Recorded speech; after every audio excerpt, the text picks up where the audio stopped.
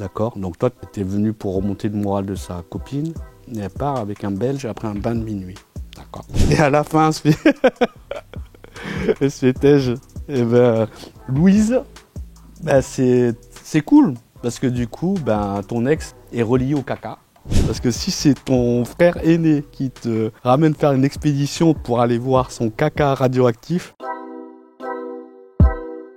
Salam le Bounistan, ici c'est Bounaïmin. Bon, aujourd'hui on est en studio parce que j'ai eu l'idée de lancer un programme un peu plus inclusif. C'est-à-dire qu'on est dans une période où c'est compliqué la live, quoi. Donc je vous ai demandé en fait de m'envoyer les meilleures et pires anecdotes que vous avez sur lesmesquinades@gmail.com. Ça va s'afficher quelque part sur votre écran. Et donc on va les lire ensemble, rigoler, et puis n'hésitez pas à m'en envoyer d'autres, quoi. Et franchement, j'ai lu, j'ai pas tout compris, mais j'ai gaulerie. Donc pour des raisons de vie privée, les prénoms ont été changés. Donc n'hésitez pas aussi à me soumettre d'autres prénoms à mettre. Alors Louise, l'Italie. Mon ex m'offre un voyage à Venise. On part avec Ryanair, vol du pauvre, à 8h du matin. Et je sens déjà sur le trajet à l'aéroport une petite gerbe croissante, mais bon. Alors vous avez pas l'impression que je lis très mal alors que c'est en Arial 8. On monte dans l'avion, je sens que ça va pas se passer comme prévu. Bon, ben ça sent l'histoire de Tourista. Je m'endors, je me réveille en plein vol. La gerbe est plus que présente et là, clairement, je vais devoir faire ce que je redoutais. Buzz dans l'avion. Je me lève et dévale le couloir de l'avion. Une seule toilette à l'arrière, of course, vol du pauvre. Et là, le drame occupé. Je suis là, à 2 doigts de vomir dans mon masque. J'ai 2 solutions. Une, tenter de demander un sac à l'hôtesse devant moi, mais je sens qu'à l'ouverture de ma bouche, ça va partir en arrosage automatique. 2, attendre. Les 45 secondes les plus longues de ma vie, avec le palpitant et la sueur. Les gens ont dû me prendre pour une folle, ils me dévisageaient. Le mec sort enfin, limite, je l'extirpe de la cabine et gerbe enfin. Pas pu manger les 2 premiers jours du voyage. Cimer, c'était l'activité principale en Italie. Et pour couronner tout, dernier soir, c'est lui qui se tape une tourista de l'extrême jusqu'au départ le lendemain matin à l'aéroport. J'ai passé tout le trajet retour, bus, vol, taxi, à avoir peur qu'il se vide au sens littéral devant tout le monde et ne pas être en capacité de faire quelque chose. Allez, deuxième chute, 3 semaines plus tard, il m'a largué. Et à la fin, se fait-elle, eh ben, Louise, ben, c'est cool. Parce que du coup, ben, ton ex est relié au caca. Donc c'est beaucoup plus facile de l'oublier. Après, toi et la scatophile, c'est toi qui vois. Hein, mais... Encore un truc de vacances. Thomas, Barça. On était en vacances à Barcelone, un été, comme toute bande de jeunes sans personnalité de 18 ans environ. Un soir, avant d'aller en boîte, un pote bien déchaîné s'est perdu dans la ville et j'ai dû aller le retrouver. Oh, ça sent l'histoire de Very Bad Trip. Il était trop allumé pour me répondre au tel. Il n'était même pas capable de le tendre à des inconnus lorsqu'il croisait pour qu'il m'indique où se trouvait mon pote. Finalement, avec mon espagnol catastrophique et mon anglais pas beaucoup mieux, j'arrive à comprendre ce qu'on me dit au téléphone et le retrouve au bout d'1 heure. Quand je le retrouve, il n'a évidemment ni plus son téléphone ni sa carte bancaire. Je me retrouve donc à chercher quel numéro appeler pour bloquer une carte bleue depuis l'étranger au milieu de la nuit. Je réussis par miracle à trouver le numéro et je bloque sa carte bleue. Après une telle défaite, on est rentré à l'appart et une fois dedans, on découvre sa carte bleue sur la table au milieu du salon. C'était le 2e soir du voyage. Ben déjà, Thomas de Barça, ben, ton gars là, ben, on va l'appeler le GPS. Le gars pas sûr. C'est le gars, tu l'emmènes en vacances, il te ramène que des problèmes. Et du coup, il devient, en plus de te ramener des problèmes, il te ramène des crédits parce qu'il a plus de thunes, le pauvre. J'espère que vous êtes encore amis. Sarah, anecdote exotique. J'étais en vacances en Thaïlande. Très très belle destination. Paisiblement en train de bronzer sur la plage, quand tout à coup mon frère déboule en criant qu'il veut absolument me montrer un truc. Donc je le suis à travers la mangrove sur le côté de la plage. C'est une expédition le truc. Je galère à avancer, mon pied s'enfonce de 50 cm dans la vase à chaque pas. Donc je perds une tongue, puis 2. Il y a plein de mini-crabes qui grouillent. Je suis en maillot donc je me fais défoncer par les branches. Bref, l'enfer. On arrive finalement sur le lieu du truc incroyable. Il se trouve que le truc en question est tout bonnement la crotte que mon frère venait de poser tranquillement dans la mangrove et qui était jaune parce qu'on buvait du jus de mangue matin, midi et soir. Alors Sarah, j'espère que c'était ton petit frère. Parce que si c'est ton frère aîné qui te ramène faire une expédition pour aller voir son caca radioactif, caca express. Mais j'avoue, hein, c'est bizarre quand même, hein, que ce que tu manges, quand tu le chies, ça a la couleur, quoi. À croire que les arcs-en-ciel, c'est du caca de licorne. Faites un vœu. Alors, Alice, nous sommes en 2013. Non, déjà, putain, je me fais vieux, sa mère. Comme souvent, je pars l'été en voyage route avec mon fils, alors âgé de 11 ans. Nous partons au Népal pour la seconde fois. J'aurais tant à raconter sur ce voyage, mais l'anecdote qui me semble à partager est la première et dernière, j'espère, arrestation de mon fils à l'international. Alors déjà, il y avait déjà beaucoup de détails dans cette intro de première histoire, mais juste arrestation de mon fils à l'international, c'est bizarre. Nous sommes dans un petit village sans charme, mais je suis malade depuis le matin même. Ayant vidé mon stock de pastilles purificatrices d'eau, je bois la même eau que les villageois et j'ai une tourista monstrueuse. Je suis désolé, ça parle beaucoup de caca pendant les vacances, mais en vrai, depuis 2022, là, j'ai l'impression que depuis que Macron est au pouvoir, il y a beaucoup de caca en ce moment. On est tous dans le caca.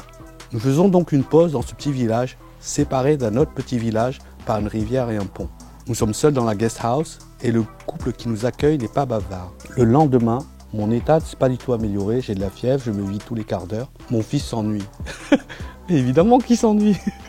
Il a passé 3 jours à regarder sa maman faire caca. Au départ, il voulait monter une montagne, il voit que du caca. Donc il traîne un peu dans la guest house, puis dans le village pour le court moment. Il revient souvent dans la chambre me raconter comment il s'ennuie. Évidemment, déjà à 11 ans, tu fais que t'ennuyer. Si tu es que seul avec ta maman et que tu n'as pas de Switch, après il y a 11 ans, il n'y en avait pas. Donc je finis par m'endormir, c'est l'après-midi. Mon fils est dehors. Je précise que ce voyage avec lui en mode route depuis qu'il a 2 ans, il sait voyager, baragouine un peu d'anglais et sait se débrouiller. Ok. Je me fais réveiller par l'homme qui tient la guest house, qui tambourine sur ma porte en criant quelque chose que je ne comprends pas. Mais oui, c'est un Népalais. En ouvrant la porte, je trouve l'homme en âge. Il me demande « Where is your son ?» Où est ton fils ? En anglais. Il semble avoir peur, je m'inquiète. Je lui dis que comme je suis malade, mon fils est allé se balader dans le village, il est pas loin, il revient souvent toutes les 30 minutes. Il repart dans le speed et sans un mot de plus, je reste sans voix.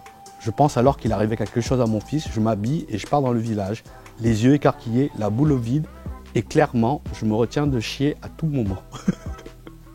Je suis désolé pour tous les gens qui n'aiment pas le caca sur ce programme parce que là, on m'appelle Madame, c'est le gars de la guest house.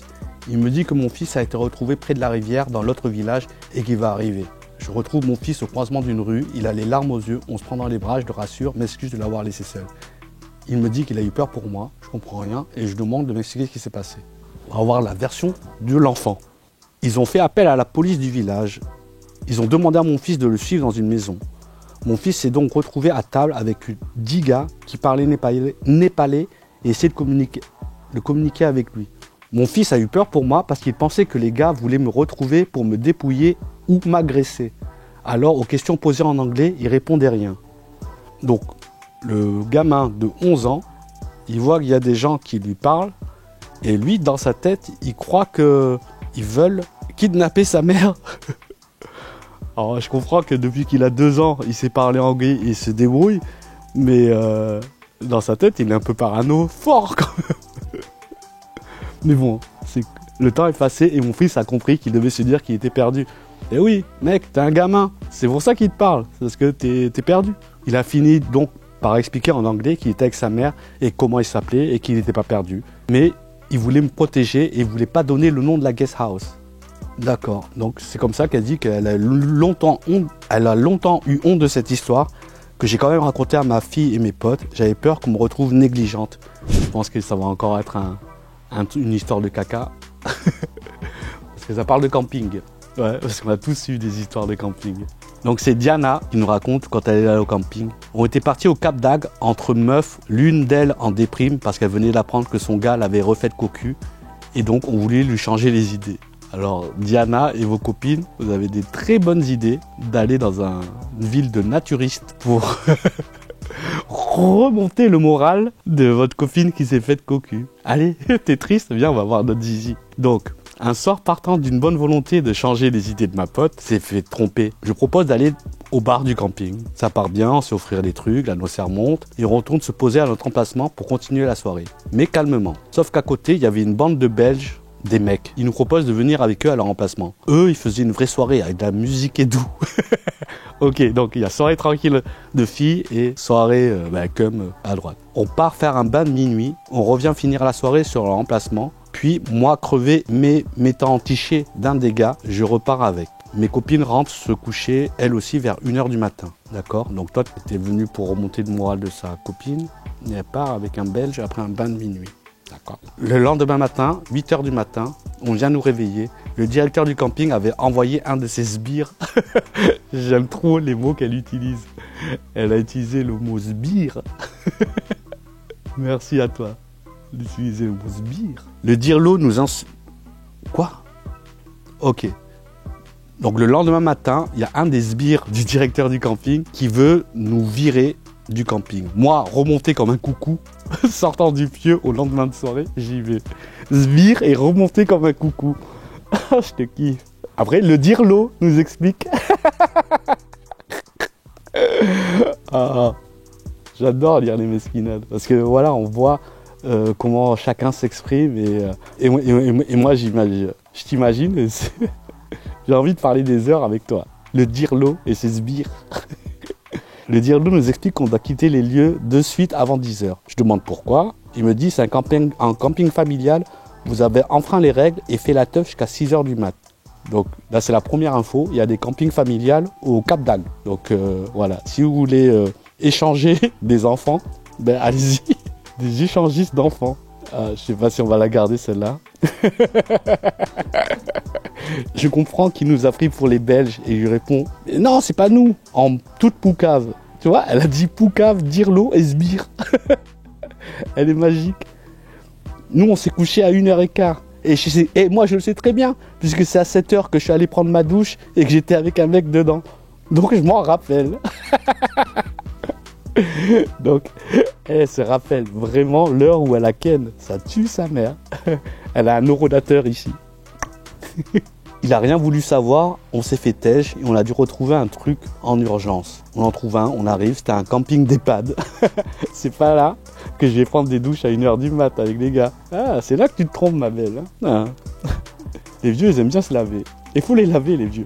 Donc, c'est la fin des mesquinades de vacances. N'hésitez pas à me le renvoyer encore sur lesmesquinades@gmail.com. Franchement, c'est marrant de lire vos histoires et de se dire qu'en vrai, on a tous eu ou ont la même vie en fait. On a tous eu ces histoires-là de problèmes en camping, sauf de perdre son enfant dans les montagnes, le Bounistan.